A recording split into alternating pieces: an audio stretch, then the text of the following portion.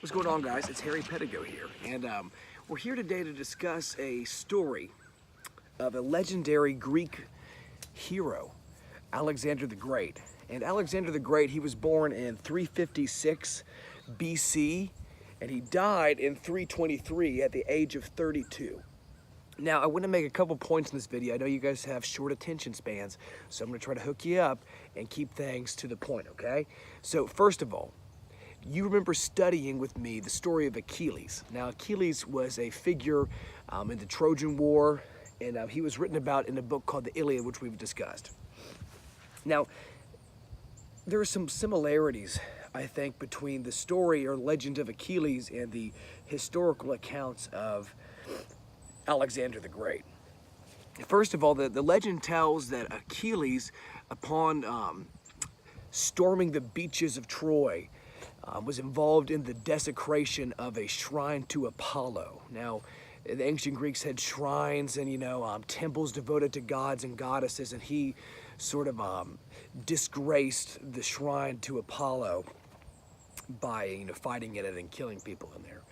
And it's interesting because you see in the story of Alexander the Great, they say that Alexander the Great was born on the same night that the temple of Diana was burned. So we see similarities there between these two great heroes having events in their lives which sort of go against the Greek gods, which sort of demonstrate their hubris in a way. And also, hubris is a word which means like, thinking you're better than God or something like that. And it's because they're kind of, almost men of mythological importance, right? And so we see those. That's the first point I wanted to make is, we see the story of Achilles incorporate the sacking of the temple of or shrine of Apollo, and we see the story of Alexander the Great begin allegedly with the burning of the temple of Diana. Now, Alexander the Great was a crazy man, dude. He was wild. This is years and years after the Persian Wars have ended.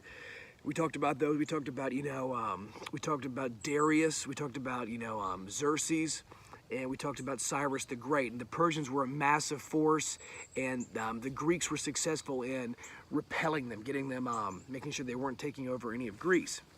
Now, Alexander kind of raises the stakes because he goes on a conquest. First of all, he studies under the famous philosopher Aristotle, and it's rumored that he could recite the entire book of the Iliad from memory, just to kind of give you an example of, how brilliant this man was and what a brilliant leader and warrior he was. Now, what happens is in the story of story of Alexander the Great, he sets out upon a conquest, and he basically makes war with the entire Persian Empire. And Persia, up until this point, was the largest empire ever. Like, this is monster-sized empire. And the Greeks were able to repel them during the Persian Wars back in 480 and 490 BC. But Alexander takes it to the next level. He's like, we're attacking the Persians. And he's successful in this. He leads an army. He's just a madman, just conquesting all of Persia. Brilliant military, brilliant battle tactics, and just a brilliant guy in general. Now, what happens is he ends up, going on kind of like a hunt for Darius III and killing all these Persians, takes over their empire, and he's like, oh, that was fun, but that kind of wasn't enough. And so what Alexander the Great does, he takes his soldiers, they start marching even further east. Into India, where they have rumors of, jewels and fine silks and very exotic things. He's like, hey, let's go get that stuff too while we're at it. And he's partially successful in this, but as he's coming back or, kind of going down, he conquers Egypt and all this stuff. It's crazy.